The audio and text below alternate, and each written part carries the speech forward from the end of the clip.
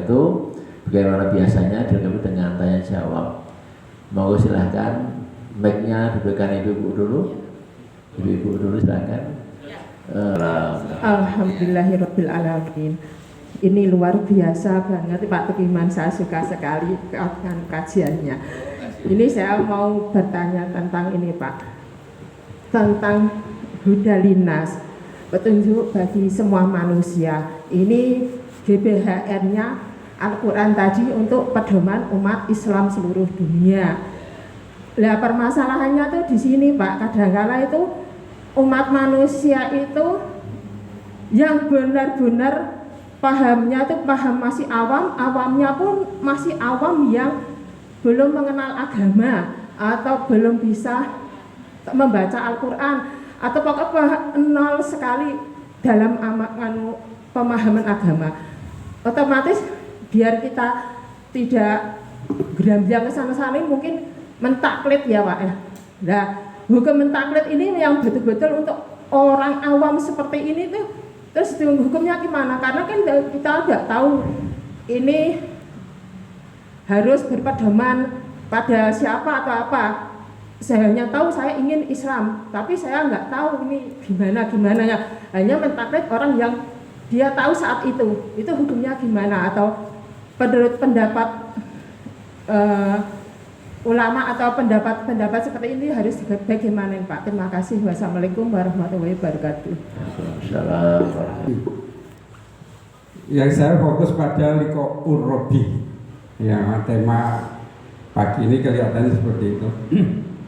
Bahwa saat kita bertemu dengan Allah Subhanahu wa taala, yang kita harapkan adalah esensi daripada kehidupan kita, awal dari tadi makam.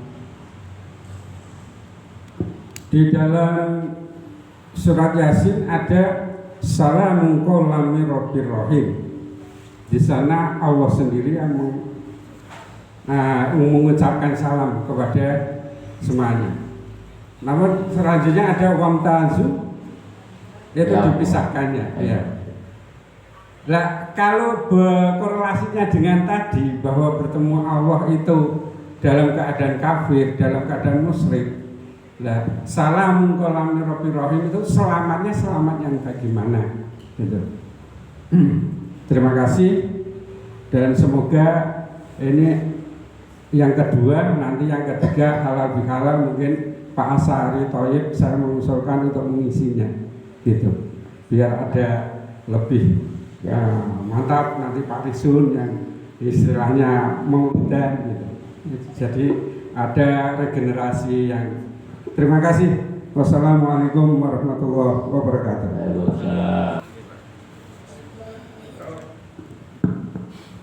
Bismillahirrahmanirrahim. Mohon maaf terlambat Mak. Ini temanya Nuzulul Quran nih. Terhadap Al-Quran sendiri yang sehari-hari kita baca itu kan bahasa Arab nih. Yang kita tahu membacanya sudah merupakan pahala. Tapi ketika dalil itu turun kan kepada orang Arab nih. Artinya membacanya mereka itu paham artinya. Setinggi apa urgensi kita untuk bisa, maksudnya sedarurat apa untuk kita bisa memahami arti gitu Pak? Apakah harus cepat dan dimulai sekarang, ataukah cukup kita meyakini pahala saja? Seperti itu Pak, bagaimana tahapannya? Demikian. Assalamualaikum warahmatullahi wabarakatuh. Saya mengikuti Iqbal guru saya ya. Saya rangkum. Iya, taklid. Jadi itu enaknya murid ada gurunya. Orang saya pernah kerja bersama dengan orang Eropa. Ketika mereka mau pamitan dengan menggunakan bahasa Indonesia, diajak guru bahasa Indonesia di samping yang ini. Kalau saya salah bicara salahkan ini karena ini yang ngajari saya. Sama ini ya, Pak. Karena dia di studi Islamika itu dengan Bapak. Jadi saya baca ini surat At-Toha ayat 125. Ini saya. Qala Rabbi lam kasartani akma Waqad kunta basiran. Artinya itu ia berkata orang-orang itu. Ini peristiwa kiamat. Ya Tuhanku, wala Rabbi lam kasurtani waqad kunta basiran. Tadi ya Tuhanku, ya, karena ayat di atasnya adalah ya, wa taksuru yaumal kiamati a'ma. Kamu akan dikumpulkan di padang mahsyar nanti dalam kondisi buta. Di padang mahsyar itu nanti kondisi buta. Orang yang bagaimana ini? Baru ayat berikutnya adalah dia menyangkal. Qala Rabbi, berkata mereka itu kasartani akma wakot dan sungguh gitu. Kuntam basiran, aku dulu bisa melihat. Mengapa sekarang dikumpulkan dalam kondisi buta? Orang yang tidak mengerti Quran dan orang yang mengesampingkan Quran, yang orang tidak baca Quran, dikumpulkan di sana adalah dalam kondisi buta. Ini Quran surat At-Taha. Dibaca aja dari itu. Mengapa dia? Ayat berikutnya adalah ketika dia hidup tidak menggunakan, memfungsikan panca inderanya untuk memahami ayat-ayat Al-Quran. Pak itu kan panca inderanya lengkap. Digunakan untuk memahami Al-Quran. Jadi mereka akan ditanyakan itu. Kalau kita panca inderanya lengkap tidak dimanfaatkan, ya kita akan dikondisikan dalam kondisi buta di sana. Oleh sebab tadi kan ada wartawan, ada kesempatan kita mempelajari Al-Quran. Bagi mereka yang diberikan sempurna tidak buta. Tapi bagi mereka yang buta, cacat, ada prioritas. Nah kita bagaimana? Tergantung kepada diri. Jadi nanti kalau kita padahal itu iblis dengan mimbar apinya dia sini. Panca indera melengkap tuh. Mengapa tidak kamu gunakan, kamu fungsikan? Dan Allah memanggil-manggil di sini mereka yang menggunakan Quran di sini. Realita. Jadi kita harus mulai sekarang mengetahui, pakai panduan ada terjemahan, dibaca terjemahan minimal hati kita ada. Huruf Arab satu persatu dipelajari. Hukumnya wajib, tidak sunnah. Jamaah saya juga ada yang memotornya pegak teguh. Allah menilai setiap huruf dengan 10. Setiap huruf akan dinilai tergantung dengan bang. Tapi ada keinginan di surga nanti ditanya gitu. Ada sebuah dialog itu di kitab Riyadhus Shalihin kalau tidak salah. Orang ketemu dengan Allah, ya Allah, seandainya saya tahu bahwa saya itu kalau tidak melakukan itu dihukum, maka saya akan pelajari itu. Betul? Seandainya kamu tahu bahwa melaksanakan perintah itu dapat pahala, dan kalau tidak melaksanakan perintah itu dihukum, tahu ya. Seandainya saya tahu itu, saya akan melaksanakan. Maka Allah merintahkan, coba kamu masuk neraka sekarang. Dia tidak mau. Dia panas nih. Padahal Allah yang merintah. Inilah alasan manusia yang memutarbalikkan lidahnya. Perintah ini, kalau Allah yang perintah untuk masuk neraka, ya neraka kan dingin seperti Ibrahim dibakar api. Inilah orang yang akan memutarbalikkan lidahnya kepada Allah. Nanti alasannya aku rasa maca Quran kok, aku nggak tahu ngaji kok, aku yang ini lah, ini alasan. Dulu seperti itu. Oleh sebab itu orang harus dipaksa untuk membaca Quran, untuk bisa baca Quran, dipaksa untuk mempelajari artinya. Kalau dia ingin ketemu dengan Allah. Salamun qaulan min rabbir rahim bantayu yaumul ayyam mujrimun. Itu adalah salam, sama dengan salamun subartu, sama. Itu salam yang diberikan kepada orang-orang yang mendapat hidayah ketika dia ketemu dengan Allah. Malaikat akan mengalami itu. Salamun qaulan min rabbir rahim baita. Salamun alaihi. Dia jawab karena memanfaatkan panca inderanya, semuanya dimanfaatkan untuk Allah. Inilah GBAI. Begitu, mudah-mudahan pertanyaannya sedikit saja, silakan tanya kepada Ustaz saya. Terima kasih. Assalamualaikum warahmatullahi wabarakatuh. Waalaikumsalam. Mas Ahmad lanjut sudah kabelnya apa tadi?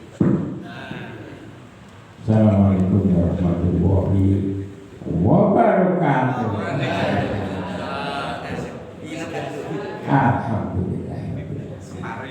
apa yang disampaikan oleh Pak Yai Budiman mantus diskusi saya kalau ke Jogja, tapi sekarang tidak pernah ke Jogja karena sesungguhnya kalau kita melihat dunia itu semuanya akan ada kesalahannya.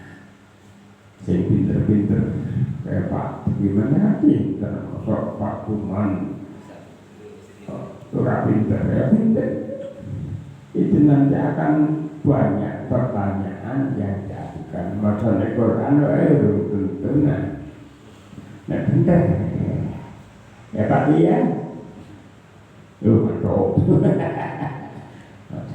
apa ya kita semuanya yang pintar-pintar itu akan dimintai pertanggungan jawab. Oleh Pak Ita itu ya abut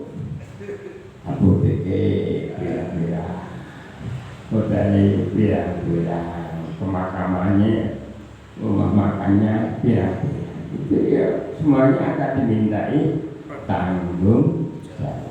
Pak Isu jawab duitnya di sepanjang ini yang akan dimintai pertanggungan jawab. Pada yang nak kalau dia 3 tahun nak bulan-bulan ya akan dimintai tanggung jawab bersama. Untuk itu ayah kita mengawasi apa usaha kami nanti waktu dimana sholat selalu sendiri ya hari Senin ya apa kita sudah mungkin beriman betul apa kafir apa munafik yang berarti kan apa kita sudah termasuk orang beriman apa belum. Saya kira surat kau meminteri Pak Firman baiklah saya belum takut pemerintah. Assalamualaikum warahmatullahi wabarakatuh. Waalaikumsalam. Waalaikumsalam. Ini karena penceramahnya masih baru segar, jadi membuka. Ternyata materi yang disampaikan pada musul Quran hari ini benar-benar lain daripada yang lain, membuat kita semua terbelalak. Artinya yang selama ini kita jalani itu ternyata jauh dari target sebagai muslim yang kafah. Jadi saya ingin menyampaikan apresiasi kepada Pak Budiman yang tidak salah tadi sudah disematkan titel Kiai Haji Budiman. Saya kira tidak salah itu Pak, karena saya dengar tadi tausiahnya demikian dalam dan tidak cek Pak. Ini dalam Pak. Jadi saya ingin mengulas sedikit mengenai way of life Pak. Saya dilahirkan di awal-awal baru pada saat ekonomi kita masih berantakan Pak, masih susah juga. Sehingga pemerintahan pada waktu itu mengutamakan prioritas pembangunan itu di ekonomi yang diperkuat, sehingga seolah-olah Islam itu bukan jalan keluar waktu itu ya Pak. Sehingga pembuatan Pancasila sebagai way of life, dan itu membekas sampai sekarang, dan itu juga yang saya rasakan sekarang. Ternyata kita jadi korban dari kebijakan rezim pada waktu itu yang membuat kita sekarang ini jauh dari Al-Quran. Alhamdulillahnya masih dapat sedikit-sedikit ketemu Pak Bambang Witno, ketemu Pak Budiman. Saya juga mengaji setiap hari Jumat dengan satu kiai yang tulis kampung dan saya senior, tapi karena dia pemimpin pondok, jadi saya harus belajar dari dia. Sudah 4 tahun Pak, baru sampai juz 4. Nah, kalau saya membayangkan seorang muslim harus mengexawantahkan apa yang menjadi way of life-nya itu Al-Quran, maka seharusnya di awal-awal kehidupannya, jadi misalnya di TK, SD, SMP, itu harus sudah ditanamkan dulu, ini fondasinya Pak. Kalau saya itu fondasinya Pancasila Pak, demi Allah saya sebenarnya Pancasila. Namun belakangan saya menyesal bukan karena saya memilih, karena keadaan. Jadi makanya saya menekankan kepada anak saya sudah terlambat juga, karena saya juga mengikuti apa yang saya dilakukan oleh orang tua saya. Maksud saya sekarang sudah bukan terlambat lagi, maksudnya sekarang tidak terlambat untuk menanamkan fondasi ini kepada cucu-cucu kita. Kalau dia sudah terlambat dengan cuci masih ada di bawahnya dikit. Artinya gini, bahwa sebagai way of life, maka itu harus ditanamkan betul-betul dia sudah dari kecil. Mulai dari membaca al-ibadah itu memang sekarang kan sudah diajarkan ya. Dan alhamdulillah sekarang sudah mulai ada kemajuan. Anak-anak dunia sekarang khususnya yang memang orang tuanya sadar mengenai Islam sebagai way of life, itu sudah mulai tidak lagi duniawi. Artinya mungkin juga karena perekonomiannya sudah mulai baik lah. Mudah-mudahan ini menjadi kebangkitan umat Islam di Indonesia khususnya, karena yang memprihatinkan kita sekarang ini kan secara jumlah Indonesia ini kan mayoritas muslim, 85% dari penduduknya muslim. Namun belum menjadikan Al-Quran sebagai way of life-nya, GBHN-nya sehari-hari. Sehingga sering kita terkejut-kejut mendengar satu ayat dan ternyata bertentangan dengan apa yang kita lakukan sehari-hari. Baru sadar, syukur yang sadar. Ada juga yang sadar, enggak lah, itu kan untuk nanti, itu kan nanti di akhirat. Dunia ya inilah yang kita ada sekarang ini. Saya kira masih banyak seperti itu, sehingga jangan heran kalau karena kesadaran kita menjadikan Al-Quran sebagai oleh itu masih jauh. Jangan heran kalau pemilu itu hasilnya seperti sekarang ini. Allah belum mengizinkan kita untuk menjadikan pemimpin yang betul-betul sesuai dengan teladan ya, Rasulullah itu yang sidik, amanah dan segala itu untuk dijadikan pemimpin. Faktanya di lapangan orang yang banyak, orang muslim yang banyak itu memang masih lebih mementingkan perutnya daripada akhiratnya. Itu apa yang saya bisa ulas mengenai baik dari way of life dari Al-Quran. Ini yang menjadi perhatian kita. Oleh karena itu, seperti yang disampaikan Pak Tukiman, belum ada belum terlambat untuk kita menyiapkan generasi yang akan datang menjadi generasi betul-betul Islam kafah.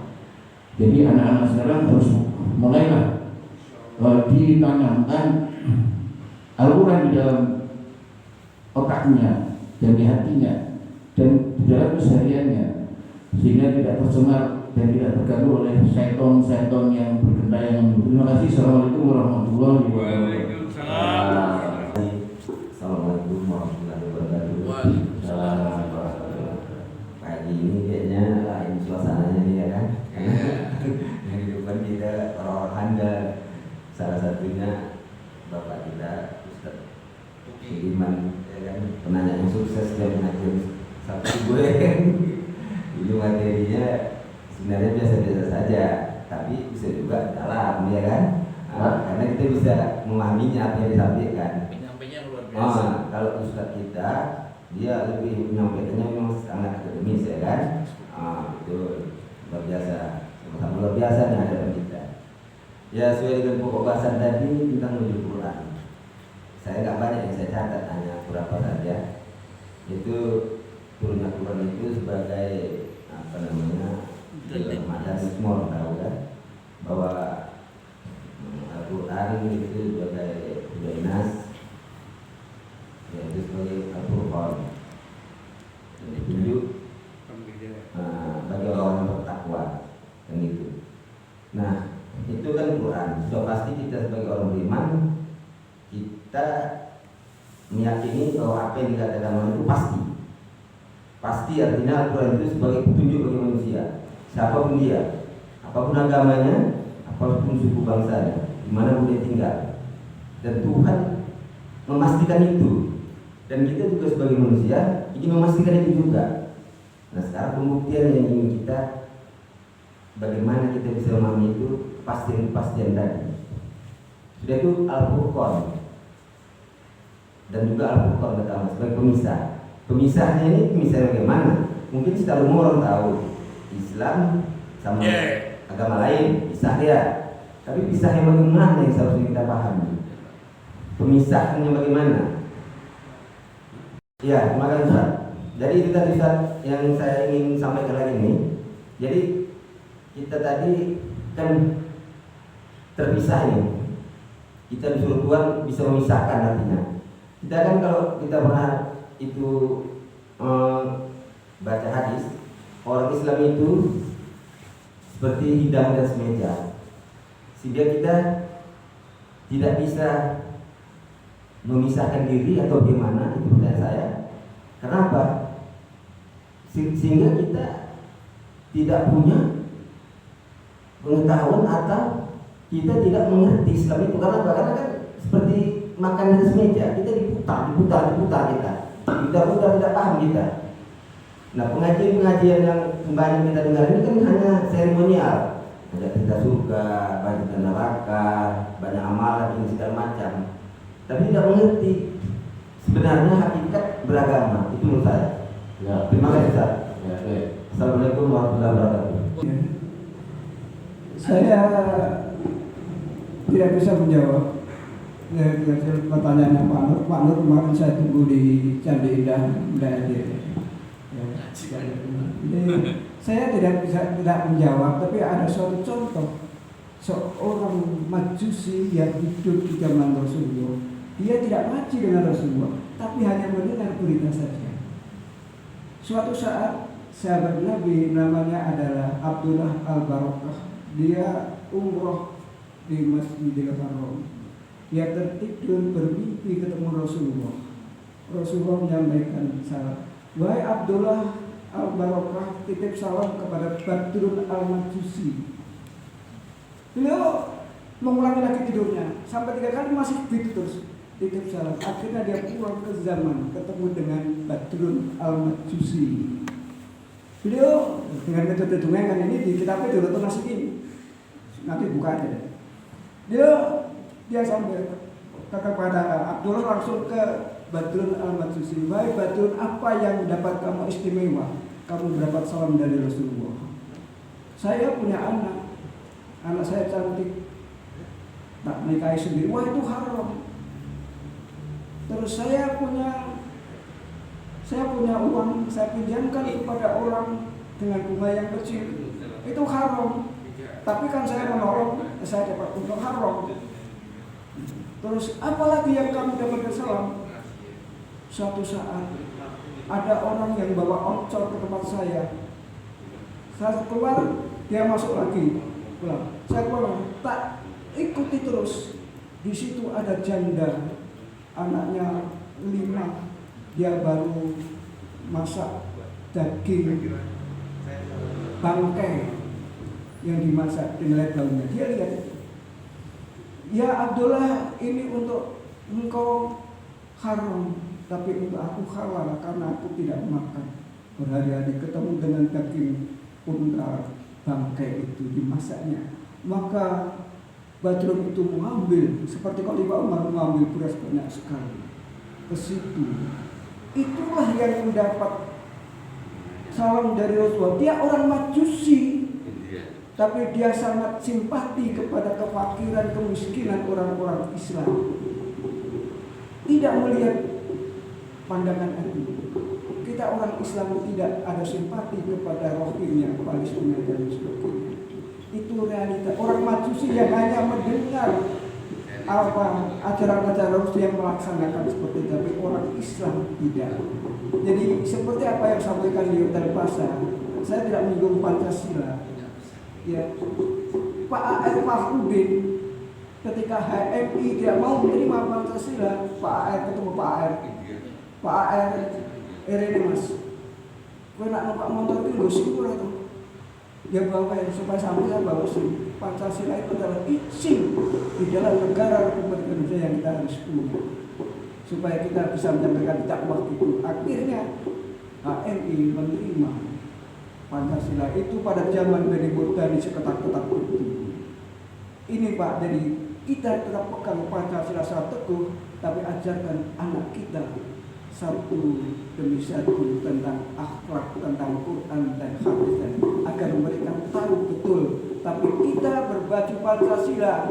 Saya ingin dulu ingin pondoknya namanya SMP, tapi isinya adalah gontor.